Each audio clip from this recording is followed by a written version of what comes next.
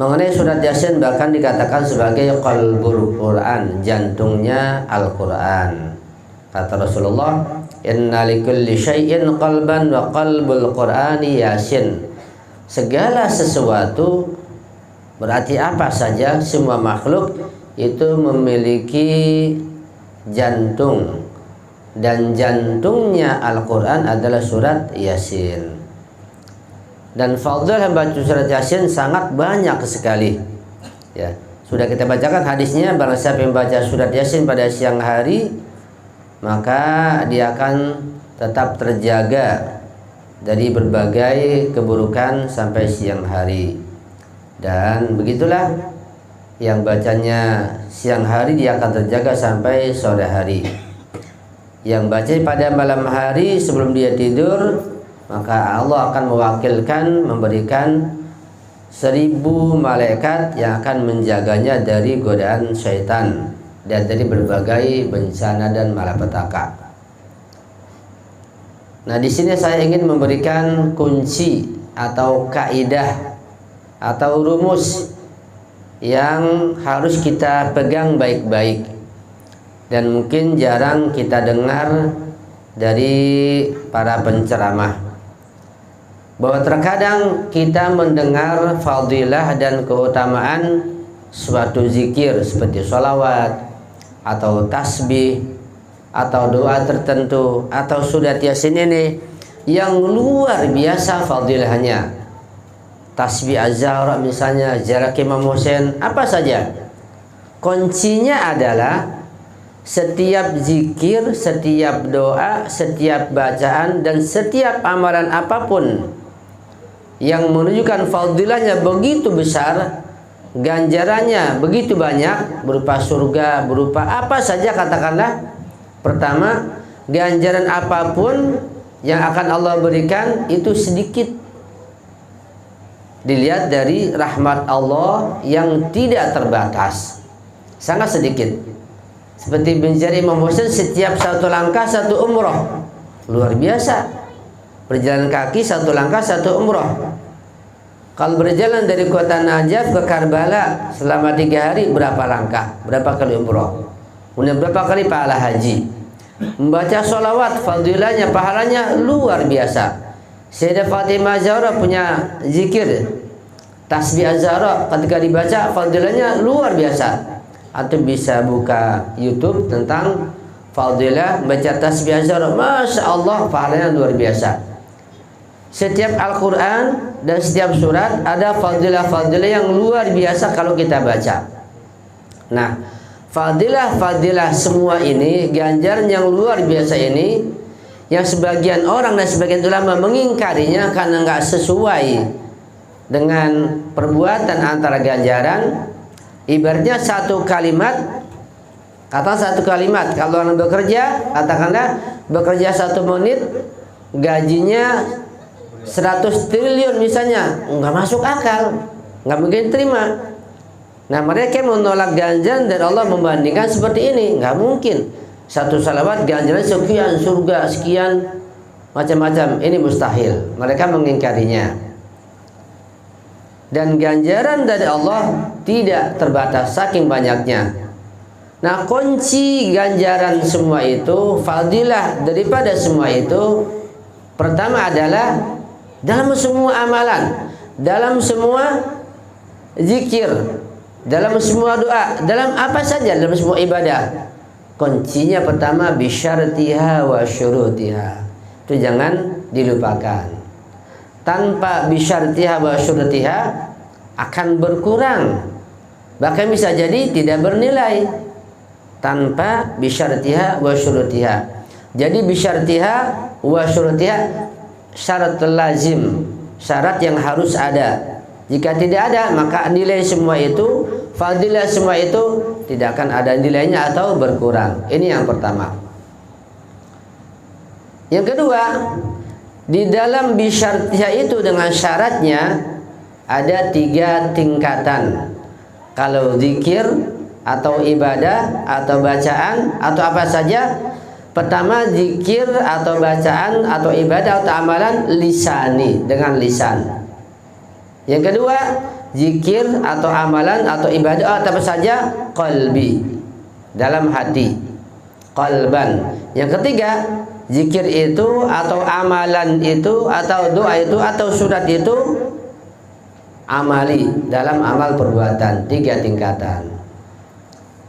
Ketika tidak memenuhi 3 tingkatan ini yang terkandung di dalam bisyartiha tersebut, maka nilainya berkurang atau sangat berkurang, atau malah tidak ada nilainya, atau malah berbalik menjadi zikir, doa, amalan, ibadah, zikir, doa, amalan, ibadah yang maksiat kepada Allah.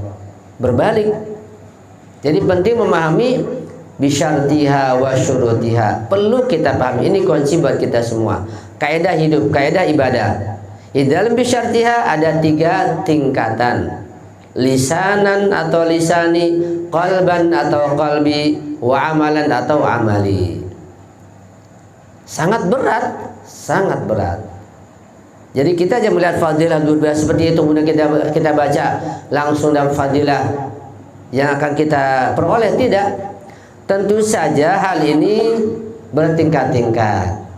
Adanya jumlah ganjaran, adanya terkadang bilangan tertentu berupa surga atau ganjaran atau kebaikan, itu tidak menunjukkan angka yang pasti, tidak.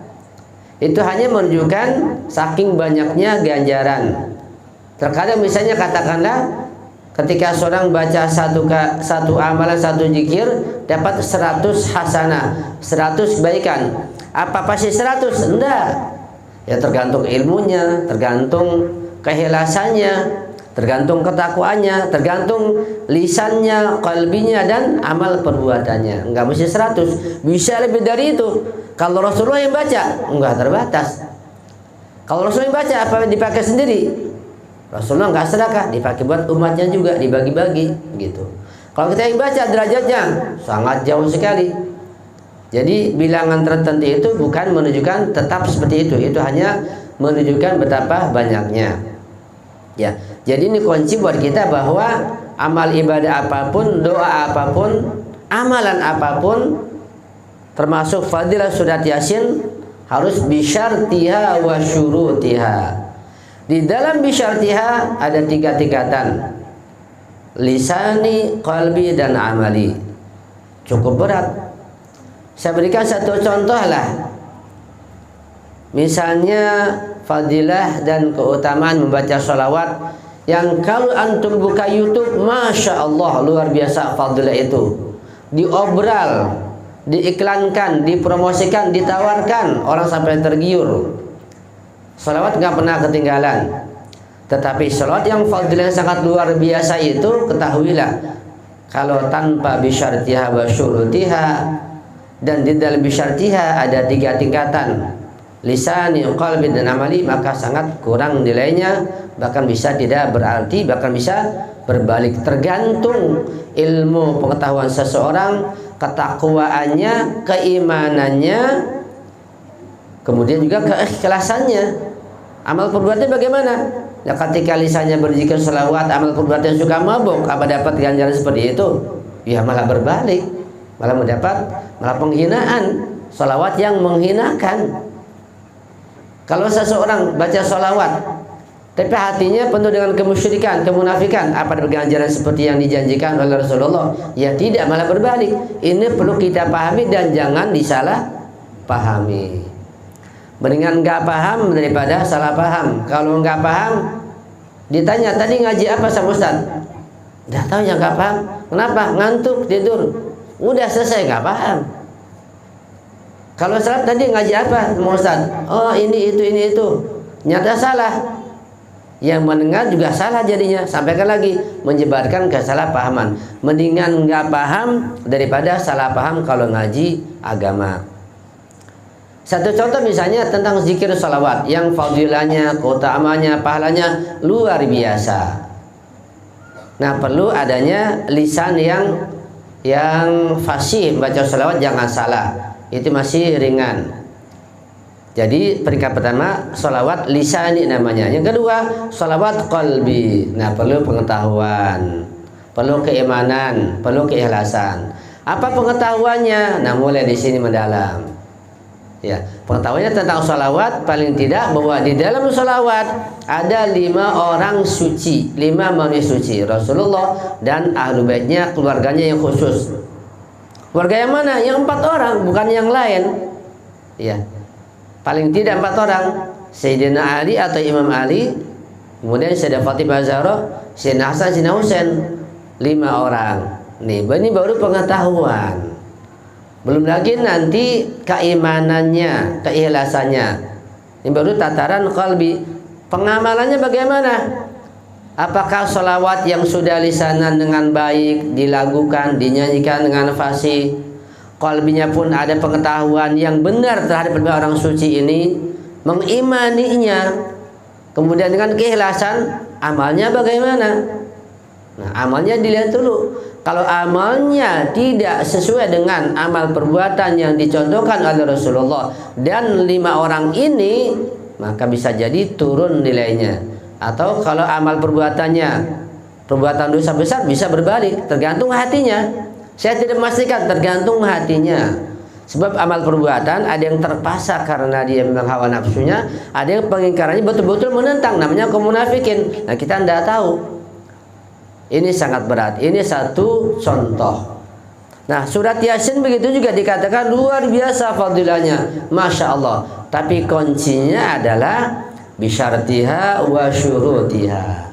Di dalam bisyartiha ada 3 tingkatan. Baca surat Yasin lisanan, baca surat Yasin qalban, baca surat Yasin amalan. Termasuk doa kumul juga begitu juga, sama saja, bukan sekedar dibaca saja. Lisannya bagaimana, benar nggak bacanya? Kalbinya, hatinya ada ilmunya enggak? Ikhlasnya bagaimana? Keimanannya bagaimana? Amalannya bagaimana? Itu penting. Ya, sudah Yasin demikian pula, dan bertingkat-tingkat ganjaran seseorang. Tergantung juga. Misalnya kata seseorang dia dalam lisannya baca surat Yasin, tajwidnya, qiraahnya, tilawahnya katakanlah 60%, masih kurang fasih. Kemudian hatinya dengan pengetahuan, keikhlasannya katakanlah 40%. Dalam amal perbuatan dia masih belum memahami surat Yasin sepenuhnya yang akan diamalkan, katakanlah 20%. Nah, pahalanya tergantung dan sesuai dengan presentasi yang ada pada 3 tingkatan tersebut. Dan tidak ada yang 100% kecuali manusia sempurna, yaitu Rasulullah dan para imam ma'sum. Mereka dalam lisannya 100%, kefasihannya, mengucapkan huruf-hurufnya, makhrijul hurufnya, semuanya 100% dari sisi lisannya. Dari sisi hatinya, pengetahuannya, keimanannya, ketakwaannya, keikhlasannya pasti 100%. Kemudian pengamalannya sebagai uswah mereka, sebagai toladan, sebagai contoh pasti 100%. Nah, ketiga tingkatan 100% mereka memperoleh pahala yang tidak terhingga, lebih dari yang Allah janjikan, karena lengkap. Kalau kita bagaimana? Ya, kita terus meningkatkan lisan kita, kefasihan kita, benar dalam membaca, jangan sampai salah-salah. Harus belajar siang malam tiap hari sungguh-sungguh, baca surat Yasin, baca Al-Quran, baca doa kumel, dan yang lainnya. Hati kita penuh dengan pengetahuan, kita tingkatkan, rajin membaca, rajin mengaji, rajin bertanya. Kita tingkatkan iman kita, takwa kita, keikhlasan kita. Dalam amal perbuatan juga kita tingkatkan, harus sesuai dengan apa yang kita baca. Ketika 3 tingkatan ini ada pada diri kita, yang terkandung dalam bisyartiha buat kita, maka kita akan memperoleh pahala yang Allah janjikan sesuai dengan tingkatan yang kita miliki. Ini kunci ya, kunci. Jadi mulai sekarang untuk dengar apa saja amal ibadah, zikir, tasbih, sholawat, pahalanya, fadilahnya, khasiatnya luar biasa. Tergantung bisyaratiha.